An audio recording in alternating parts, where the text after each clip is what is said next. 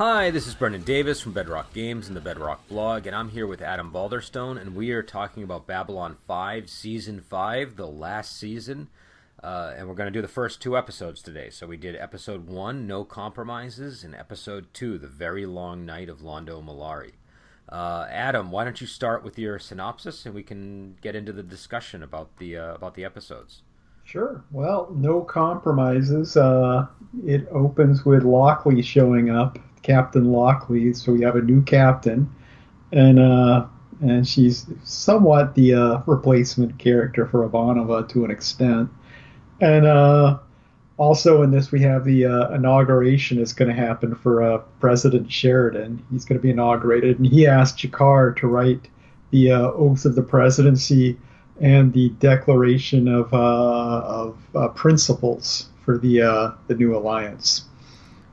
And And there is a killer on the loose too. somebody's trying to assassinate Sheridan. What was the guy's backstory? I don't really remember, actually. I just remember he was he on the other side of the conflict? Was that the... Yeah, he was a guy doing horrible things for Clark, so he had to go on the run when Clark got kicked out. So he was out for vengeance. He's a pretty thin character, I gotta say. And It was not a particularly interesting plot line to me, but they were juggling a lot of balls in this episode. So yeah, this one, like, I actually, here's the funny thing. I enjoyed the downtime moments way more than the actual plot. plot. Yeah, If only because, I don't know, like, an assassination episode is fine. And there was also the stuff with the telepaths, which was pretty interesting. Mhm. We got to see, so that's sort of, I mean, seeds are being planted in this episode. yeah, I just yeah. think it Yeah, might I have should have been. mentioned telepaths. Yeah, I might. They probably could have waited a few episodes to pull the assassination thing out. Do you know what I mean? 'Cause you're kind yeah. of on guard for it anyways. This, you know what I mean? Like right after, and so.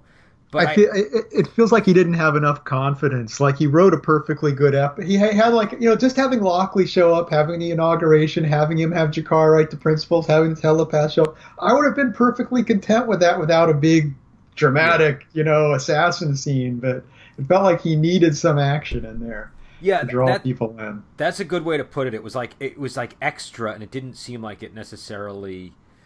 Like the first assassination, I think was fine. I think it's when they got up to the second attempt where he gets the Star Fury, and he's like, 'cause Yeah, there were two issues that it was just sort of a, like, I don't know. That seems like a really complicated. Like, I don't think you can do that on the fly. Do you know what I mean? That seems like yeah, a yeah. logistical problem for a guy who's on the run. I mean, I know that they didn't know. Well, number one, they should have known he was a star. He could pilot a Star Fury by that point. And Yeah. number two, they don't guard the Star Furies. Like, they have I no. know. Uh, Anybody can walk into one. It just seemed kind of. I mean, and granted, this guy has special skills, so maybe he's like, a Liam Neeson type who, was able to get in there specially. But it was a little odd. But the thing that bothered me the most was Sheridan's really stupid decision to continue on with the inauguration. Like that to me, like, I mean, I get that you want to, you want to demonstrate confidence and put people at ease, but I don't think holding an inauguration while there's still an assassin on the run is a good way to achieve that. That seemed, and again, this might get back to some of the things where Sheridan isn't a perfect character. He's meant to have flaws. So Yeah. maybe this is sort of foreshadowing some other bad decisions he'll be making this season. Yeah, Um, I honestly felt more that it was weird for Lockley to back him up on it. That was the thing that felt weird to me. It felt like I was just like, oh, I don't know. It seemed, I mean, obviously you haven't seen as much of Lockley, No, because I just but thought, oh, she's like a bad guy. Okay, that was like sort of my. I'm with Garrett. So by the end of the episode, I think it's this episode, Garibaldi is like, I don't trust you, lady, and yeah, he also creates a special division in the. I mean, a lot actually did happen this episode. They create a special division Mhm. where Garibaldi is like the head of kind of like a secret intelligence network. It sounds like, yeah, and so he does. I don't yeah, think he has to wear a uniform. Is the big thing. I don't think he wanted to to be in that role anymore. Um, yeah. I'd have to say, for all of Sheridan's high-minded ideals, the absolute first thing he does the second he becomes president is set up a spy network. it's a, I Though just to thought be that was kind fair, of ominous. you can't be naive about that, I suppose. Oh, It I kind of does. know. It's just funny that it's just that it being the very it's just the timing of it struck me as funny. But I was with Garibaldi. I did not trust her. I felt like, okay, she Yeah. clearly was on the other side of the conflict. I don't know what Sheridan, because Sheridan said he kind of indicated to her that he didn't even look at what side of the conflict she was on, but he must have known. He must have known. Oh And yeah. and I don't know why he's inviting somebody from. I mean, I understand that there's sort of supposed to be this post Civil War thing where they're trying to get along, but I mean, this wasn't like a normal Civil War, right? This was like one side was part of like a was like on the side of like Saddam Hussein or Hitler, and you know, it was like it was the Clark administration was an aberration. It wasn't this it just seems sort of odd to just invite that into Babylon 5. Now maybe she'll be fine. Maybe they're sort of doing the thing where they let you think she's a bad guy, and then over time our trust for her builds. But like I would not have put I would have really wanted Ivanova in that position or somebody like Ivanova. Uh-huh. I don't know Well, who. on the other hand, I like the fact that Lockley is very different than Ivanova. It's like, because the standpoint of, I mean, like I said, so I mean, I realize you're not got something different. You just kind of brought up a point, but I'm, it's like I feel like, I mean, this was a no-win situation because a lot of people watching the show are like, oh, she's not Ivanova, we hate her, and it was just guaranteed to happen. But I feel like it was a good idea having it, try if they tried harder to make someone that was like Ivanova, I think people would have been even more, I guess. oh, it's fake Ivanova, Well, and it's, but no. I think from a writing point of view, it's fine. I think the issue I had was Sheridan oh bringing yeah, you're somebody talking over. exactly. Yeah, I'm talking about a writing issue, and you're talking about an in-world issue. yeah. So Like from the writing standpoint, like number one, I don't.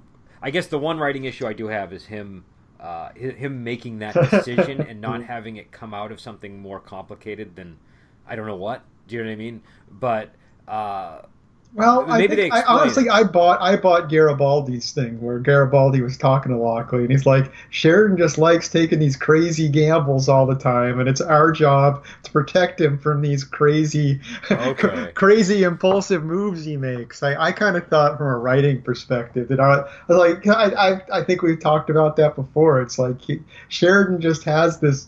He just takes these crazy risks sometimes, Well, and I did notice that. I think what did he say? He said he likes to challenge himself, which I can sort yeah. of appreciate. But this seems particularly reckless. In Um, particular. like the telepath situation, I totally bought. That's in keeping with him. That Yeah. I mean that's a risk, but it's like a risk. The rewards could be enormous, and it's almost like a necessary risk.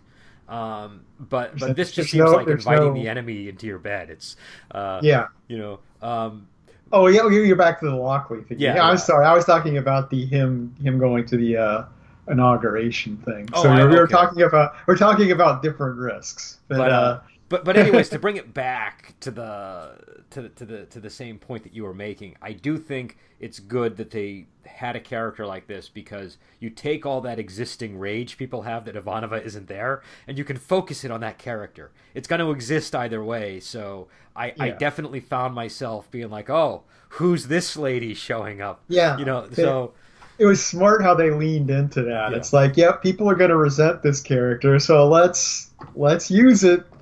Let's use that And energy. Let's and use the audience hate to our advantage. And she hasn't done anything blatantly bad. All she's done is she sided with Sheridan, which, to be fair, somebody might do their first day of the job. To like he's the boss, right? So it kind of makes sense. You might want to cement that relationship in a positive way by taking his side. And Yeah, she just might not have understood uh, the dynamics in the room because she was the newest person. But also, just something about her personality is slightly off-putting. I don't, and it seems deliberate, like you're saying. But like, there's yeah. something about her where she's kind of coming in with a little bit of attitude, and Yeah. and the last thing a new character is supposed to have in these situations is like because it's like the audience takes it personally. Yeah. So Oh, this is the sign of a poorly run station. yeah, so Yeah, yeah. It works. And but yeah, I liked her as a character overall. Just from a not judging her as a person or anything, just as an addition to the show, I actually really enjoyed her this time. I was like, yeah, this is a interesting antagonistic thing going on here. and But oh, go ahead. I'm sorry. I I was interrupted. gonna say, and my random observation for this episode too, when the assassin went down to the alien sector of Babylon 5, and he had his mask on, he's going through the hallway, and he goes through that doorway. I was like, I knew it wasn't the case because I know the show and I knew it wasn't, but there was part of me just hoping, ooh, I hope he's cutting a deal with McGrath. I wanted McGrath back, the insect crime lord guy We from haven't the seen him first in season. forever. We haven't seen him in Well, a the long time. the puppet broke after the end of season one, so Oh, he effectively died after season one. He was irreparably the animatronic alien was irreparably broken, which is why I knew he wasn't going to be there. There was just this moment where I was like, oh, I miss the days when every time someone came to the station to do something shady, they'd go see McGrath. But no, he was just going to kill the game ambassador. but I liked I liked this. So I had additional thoughts on it, but I did like the plot line with the telepaths because we know that's coming. We know that's important. Hmm. We know it's a decision he makes. I thought it was good that they got it out of the way because I would have been waiting for it the whole season. And so I liked that they brought it in first thing. So I'm not sitting there Yeah, like, okay, when are these telepaths going to show up? Because that's obviously, if it's not the conflict, it's a conflict we have to get through at some point in the season. And so yeah, I'm glad that it started. Um, the guy, so the leader of the telepaths, his name is Byron, yeah. and it's the most 90, like one of the most 90s characters in the show so far. We've got a lot of that, but I feel like the show generally does a good job of not being so stuck in its time that it's still enjoyable now. Yeah. But this was I don't know, I just, again, this was sort of a nostalgic moment for me for the 90s when Byron shows up. And I think people that, if you see the episode, as soon as he's on the screen, you'll know why. He's got like the long hair, his name is Byron, and he's got this demeanor that comes right out of a White Wolf game. It's a it's a very 90s sort of character, but interesting because I found him very difficult to pinpoint. I was having Mhm. trouble figuring out. Okay, and I know and I know and it's funny because I know it goes south. But as Yeah. I was watching it, I realized I don't know how it goes south, and that's one of the most important things here. I don't know. Is it the telepaths that cause it? Is it a human that resents the like what's the genesis of the conflict? And even with the stuff we've seen with Garibaldi, we do not know who he's talking to. That could be Byron. That could be Zach for all I know. That could be Uh, Lita. It could be somebody totally unexpected. I have no, there could be somebody that we just weren't thinking would go this path, but once the telepaths have a colony and something happens, it prompts them to go in a new direction. So I think it's sort of like you said, we don't need this big giant cosmic struggle, yeah. but they're paving the ground for a very interesting issue that I think that has me very curious how it pans out. So they did a good job of sort of showing their hand, but keeping me interested, so that I don't know, you know, how everything unfolds. Yeah, well, that brings up my other point here, which is that it was refreshing to have an episode where it was just everyone was on Babylon 5, everything happened on Babylon 5. I mean, not that I didn't enjoy the big epic stuff in the last two seasons, but it was just like, oh, this is just an episode on Babylon 5. Both these episodes were both, it kind of felt nice to be back there again completely. No, and even to the point of like him and Delenn having coffee in the morning, like it was very Yeah, sort of like, I mean, it felt almost like waking up in your own house. Do you know what I mean? It was that kind yeah, of vibe. exactly. Um, and that was another important aspect. Like, I guess they're sort of splitting time between her quarters and his quarters, Yeah. and and the and it sounds like part of the reason is she still needs to sort of have a front for the Mimbari when she meets with them, and he still needs sort of like his, So hopefully they'll resolve it, because I'm vaguely annoyed that they're splitting time between their two quarters, even though it has no impact yet on the story. Um, Well, they've got the bed issue too. It's like, that I think that's why they need to split quarters as well too, because they're never going to resolve the slanted bed versus flat bed thing. It's like by switching beds every night, at least one they, of them gets a good night's rest but every wouldn't that now. just mean that that one of them never adapts to the new bed? Like, That's true. like one of them. That's I think true. I think they just got to bite the bullet and compromise on a number, like, down a Uh, list. They can take it in turn, compromising on certain issues. Um, Yeah, they just need to get one of those fancy like Sleepmatic number bed things where both sides can you know, adjust the way you want well, it. in the future they probably, I don't know. I guess Mimbari and human relationships are a new thing, so Hmm. you know, it doesn't seem, yeah. So I don't know, but It's but yeah, uncharted but no, it territory. was just bugging me.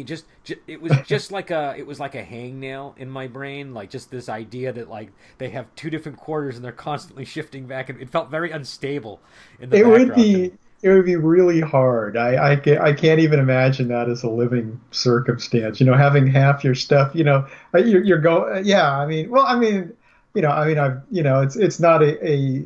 I know doing it every night back and forth is the thing. It's like obviously, people going back between their girlfriend, boyfriend, having different places, but still, yeah, it's complicated. Well, one of the things that's, they don't walk around with personal guards, and it seems like a security issue too. Like, that, That's true. and he's like the president, so like it just, I don't know. If it was like Garibaldi, he's got a little bit more mobility. It makes some sense, but Sheridan kind of needs to be, in his spot, I feel.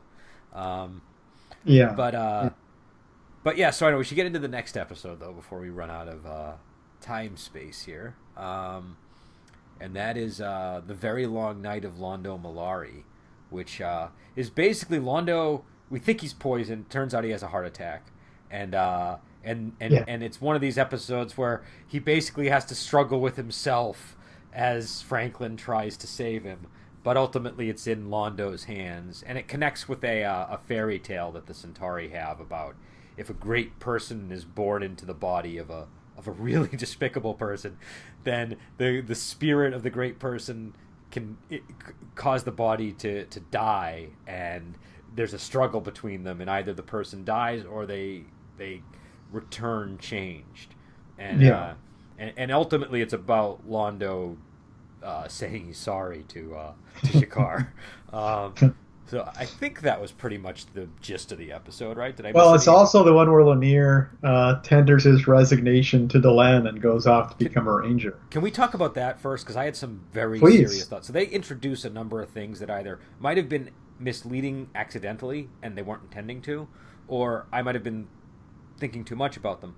But it sounded like to me Delenn has feelings for Lanier as well, which all up and through this point I've seen no like romantic feelings, not like, he's my I don't only son. know. Well, there was I one didn't. moment where she like puts her hand on him tenderly when he's uh and then the whole thing with when Sheridan says three's a crowd, and she says, well, in Mimbar, three is sacred, and he's like, well, I'm not going there. Um, I don't you know, know. I don't know if she necessarily meant it that way. Like, I mean, like when she put her hand on his head, I think she was just trying to be affectionate. But I think it was, I think it was kind of the case where one person's making just a I care about you mm, gesture, and because the other person's actually in love with them, it comes off weird. I don't okay, know. That's the that way could I be it. read it. I mean, I was having a lot of trouble reading it. I actually went on the Lurker's Guide right away to find out, and there was Oh, really? I mean, I skimmed it. I didn't read the whole thing, but like I I didn't see anything about that, about nobody asking that question or anything like that. Um, but the reason why I was thinking that, I think, is because in Alienation, they had the whole thing where like you had to have the Yeah. two males to mate with the one female. So I was like, oh, maybe they have like a different set of assumptions about marriage, and maybe there is like a third wheel that's permissible, and maybe that's the role that Lanier was filling. But I don't know. Again, there was no indication of it in any episode except for this one to me. So that's why it sounds like you're saying I was basically crazy. Like I'm probably not correct Well, in reading it that way.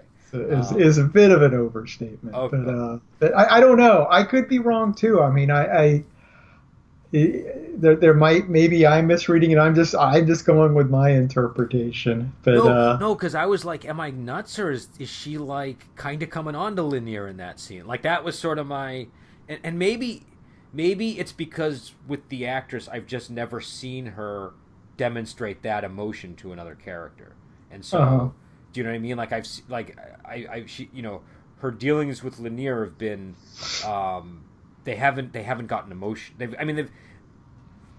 haven't gotten to that level of intensity, and so maybe yeah, that's what I was just picking up on. yeah. Because But I don't know. I feel like if it was part of Minbari culture, then that would be an option Lanier would think was available to some extent. But I mean, it's like he's been threatened from the second that Sheridan became a romantic interest, and it's like I don't know. I don't think the idea of a threesome is part of Lanier's psychology either. But I don't know. I don't know. yeah, I don't know what I mean, and again, I was just sort of I was just it was probably just they accidentally caused me to think something was going on that wasn't. Yeah, But Lanier ends up joining the Rangers, and basically trying to become the man that he thinks Lanier wants. So I think what Lanier is thinking, or that he thinks Delenn wants, I think that he thinks that he has to be like Sheridan in order yeah, to impress her, and I don't know. I don't think that's not the thing that's impressive about Lanier. The thing that's impressive about Lanier is almost that he could be a Sheridan, but he chooses not to be.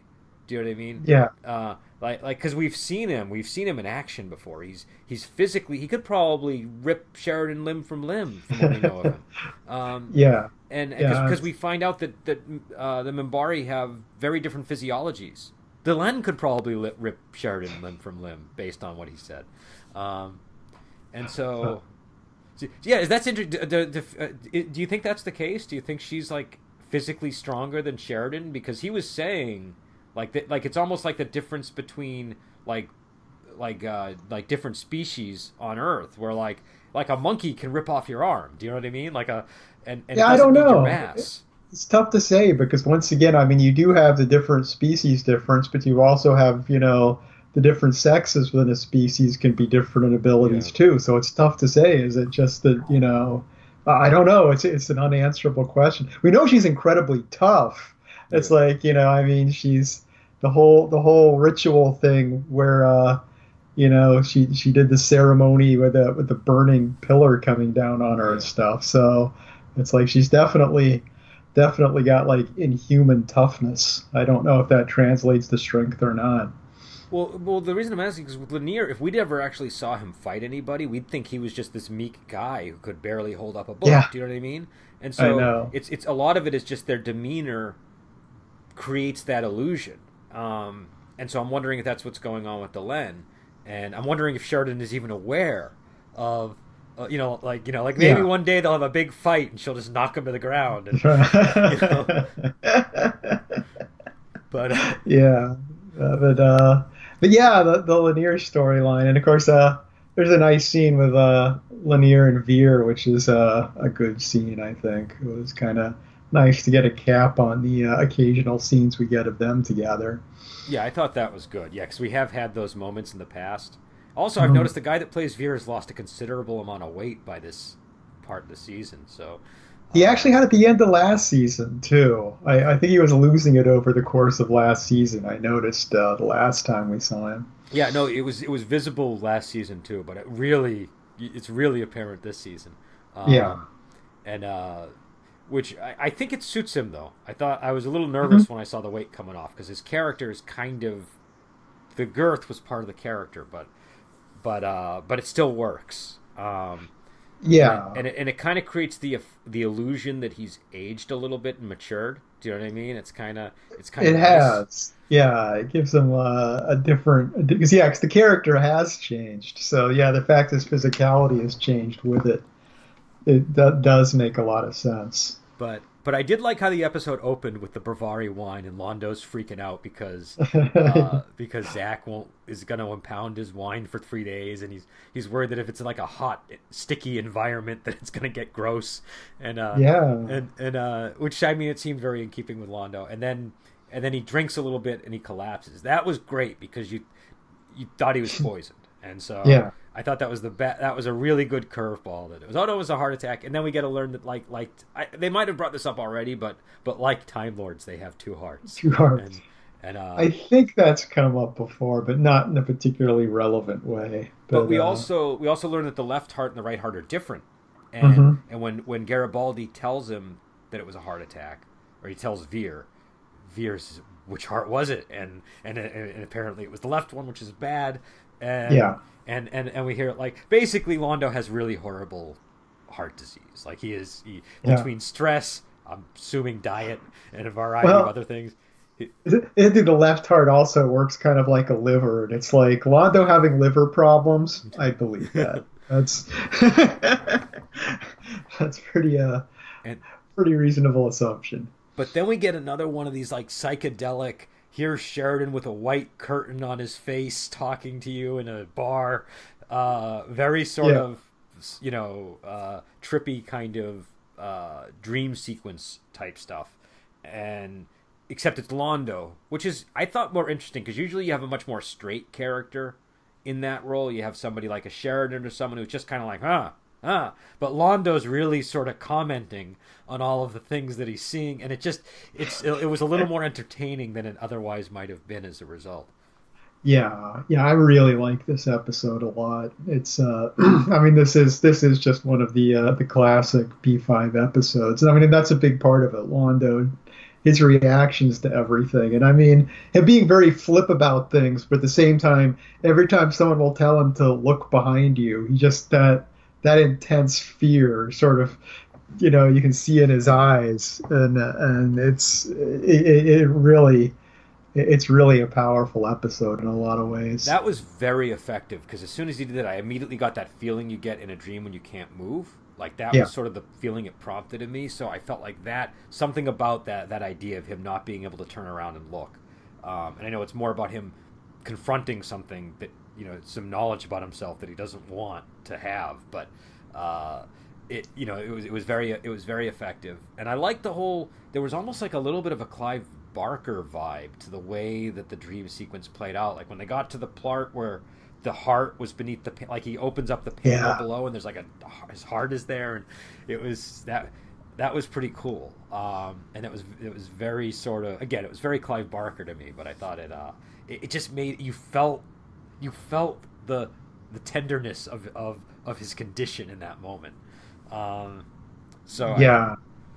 And one transition I liked a lot too is like you have Veer walking down the hallway, and then the camera just tilts, the same shot, and then Londo walks out, and you're like in his in his dream thing again. There, I thought that was a nice artistic touch. that was creepy. This was surprisingly well shot. I thought this episode. I Yeah, was I was watching because a lot of times you'll watch old TV when they try to get really like state of the art in terms of how the thing is shot, and in hindsight, because it was TV, it just doesn't. Do you know what I mean? It worked that year, but 10 years later, it looks horrible. hmm This really held up, and I was really impressed with.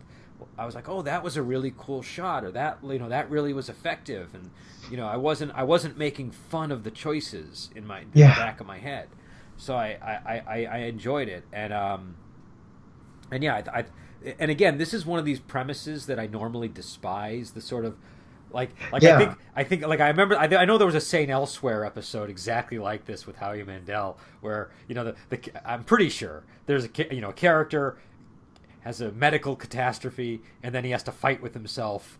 And really, the whatever the doctor does is meaningless. It's all about what's going on with the guy's psyche. Which, if you've ever been in a medical catastrophe, you know it's not how it works. No, not how it works. But no, I agree because I mean, I knew the plot of this episode. I knew I liked this episode a lot. But thinking about the plot, I'm like, okay, this is the episode where Londo has to play out this thing in his head to see if he's going to survive the heart attack. And I thought, that sounds terrible. I know I like this episode, but that sounds terrible. So I've been wondering, I'm like, am I actually going to still like this, or is this going to be one that's going to disappoint me? But I really liked it still. It sold me on what on paper looks like a pretty cheesy concept. Well, I think one of the things an episode like this shows is, number one, the premise is not all there is to a show. And you can have a premise that's sort of something you wouldn't normally want to watch, but if it's done well, if there's enough other sort of material involved, it'll work. And so it was just in good hands, I think. I think this episode really, because I normally, again, this is this kind of episode I would have, like, if this were Scrubs or some other show, I would have just stopped 10 minutes in. I wouldn't have continued. Zach Braff couldn't have carried this for you. No, but, and I have no problem with Zach Braff, but like, I just, I'm not a big fan of this premise. But something about this premise plus Londo, it worked. Well, we haven't gotten much Londo in a long time too, so it was just nice having an episode that was mainly about Londo after all this time. It was good to get back to him. That was another part of it. But an interesting thing in this episode, I have to wonder too. It's like we hear Veer telling the fairy tale kind of thing that you talked about, but there's kind of another interpretation you could have. It's like basically, okay, when there's the spirit of a great person inside someone that's a monster, and it's also because there is an ambiguity that's raised at one point, which is Jakar in his head, and it's like, is that just Londo dreaming about Jakar, or is it a little piece of Jakar that's in Londo's head because they mind melded a few seasons ago? Which is right. it never resolves the question. It's raised, but it's just left. So when that Veer recounts that story, it's like, well, is it because Londo is a great soul that's trapped in the body of a monster, or is it because Jakar is it? But it could be taken either way. He listed like 3 possibilities, and one of them that was like, that I'm still present in your mind. But the one that I tended to lean on was the conscience. I thought that Jakar... I think that's the most interesting. Yeah, Jakar being his conscience makes a good deal of sense. Mm-hmm. And so... But yeah, that definitely was an intriguing possibility. I was kind of scratching my head and going like, I need to go back and check some episodes before, because I remember there was that one where there was. Are you thinking of was it the elevator episode? Is that the one that they're referring to, or? No, the one with the dust, where Jakar takes the dust and goes inside Londo's head and learns everything about him. Oh yeah, no, I was getting them confused. Okay. Yeah, I can see that. I need to watch that episode again. Yeah, that's actually that's a pretty good possibility, I think. Yeah, but it's. I think, and I would like it to be a little bit of both to an extent. Because obviously it's purely just Jakar trying to extract an apology out of him. It's less intriguing than it being his conscience and it being an internal conflict. But at the same time, there being a part of Jakar that's part of Londo now is something I kind of like. So, well, but the other thing that happens is at the end when they talk about the fairy tale. Mm-hmm. Londo had to kind of look it up, I think, right? Like, he wasn't totally familiar with the fairy tale, but Veer was like, oh, yeah, to answer your question, I know that tale. I remember it from when I was a kid. So, like, his parents must have always told him this story. And Londo's like, oh, I don't remember it from when I was a kid. Like, so I think something about Londo's upbringing might have been missing a vital component that Veer had that he did not. Yeah, that's exactly what I thought. It's like, okay, Veer's the one who read like fantasy novels as a kid, and Londo didn't get any of Mhm. that. He had a very pragmatic upbringing, you know. So I thought that was an interesting touch. And so yeah, so it was an interesting episode, and I mean obviously I'm very curious how the Londo storyline pans out because it's so intriguing what we've seen, where he ends up, and Yeah. where he is right now, and I'm just I'm very curious. This that's one of the clever things about this episode. They've kind of showed us the end point of both major storylines, I think, Yeah, we know and where it's going. yeah, Well, that's actually another reason why this typically cheesy plot of Londo having to make the decision to overcome this and live is that Londo knows how dark his future is, and that you can genuinely see being part of him. That's like, I think I'm good. I've had a decent yeah, life. I'm just gonna lay down and die. Is you can see part of him buying into because early on he is pretty ambiguous about it. I mean, yeah. obviously he reaches a point where it's like, no, I do want to live, but he's him wanting to live means taking on a terrible, terrible burden. Yeah. So it added another layer of complexity to it. No, and just the idea that Londo might be this great spirit is Yeah, is also quite interesting. yeah, So I don't know. I did enjoy the episode, and and I thought that and again it wasn't laden down with too much. There was the Lanier storyline and the Londo storyline, and that was really all it needed. hmm And it gave Franklin some time. We got to sort of see Franklin at work. I was wondering for a moment if he was going to hit the stims again when he was up all night trying to save Londo. Yeah, that would have been a bad development. But Yeah, I was kind of like, please don't go there again. Um, I will spoiler you and say I do. There are no more stems of okay, Franklin in this series that I yeah, can we recall. only need one walkabout, I think, for Franklin. That's enough. Yeah, Um, more than enough. but uh, but yeah, so and also Jakar doing his best Cartagia impression was was really Yeah, interesting. that was a highlight, Because the definitely. makeup does not match the outfit in any way, and so it was just this weird. It's like, I mean, it was the most unusual combination of personalities. Um, Yeah, I really enjoyed that moment. That was just a very strange touch in a strange episode. um, but yeah, so it was good. I was happy with it, and I'm looking forward to the rest of the season. I think it's a promising it's promising so far.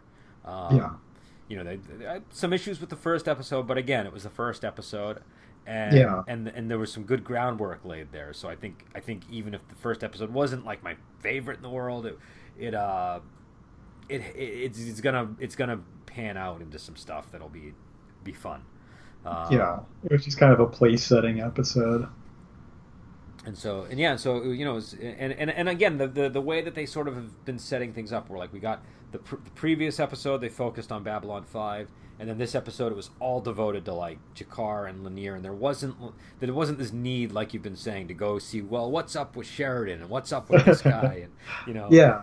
how's Zach's toilet scrubbing coming along, like everybody's got to get like a little storyline that fits their personality, and it's just I'm glad they don't do that.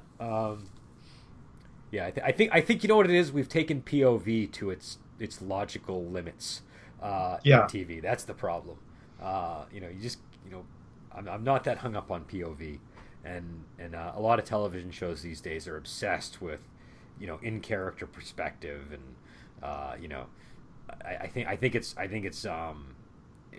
I think it's one. You can do it. You don't have to do it in these concrete ways. And Babylon 5 is a good illustration of that. You're hmm getting an episode that's definitely an episode from the perspective of Londo and Lanier, but it's not. It's not like they can't shift viewpoints if they need to. So Yeah. they don't have to devote 30 minutes to that one shift. Um, so, Yeah, I agree. It really No, it's definitely an episode where it was tight. Everything felt very smooth, and I mean, yeah, because the Lanier one, it it has nothing to do with the Londo plot at all. But Yeah. I never felt like at any point in this episode where I'm like, well, when are we getting back to the other side? But but yeah, it's obviously I'm looking forward to seeing where both of these develop because I'm pretty rusty on exactly what happens in this season. So I'm actually intrigued by a lot of it. Mm. In addition to having seen it before. So yeah, we'll hopefully be back on sometime the weekend with the next 2 or 3 episodes, and we also have what is it on Sunday? What do we have? We have Oh, the Medieval Authentic yeah, we have podcast, I believe. the medieval authentic, and then on Friday we're doing Brave Archer, and I'm also going to be doing the next Return of Condor Heroes, which will be chapters 21 through 25, and Hmm. and so yeah, we got a lot lined up, and yeah, so I agree with you. This is I'm on the same page with you on these episodes, and hopefully we'll again, I think I've been warned enough about what to expect from season 5, so I don't think I'm going to have misalignment of expectations and Yeah. results. And I think that definitely is helpful with shows like this. If I had gone in with the wrong set of expectations, I could see fighting it the whole way through the season. But I'd honestly just be happy with a little bit more.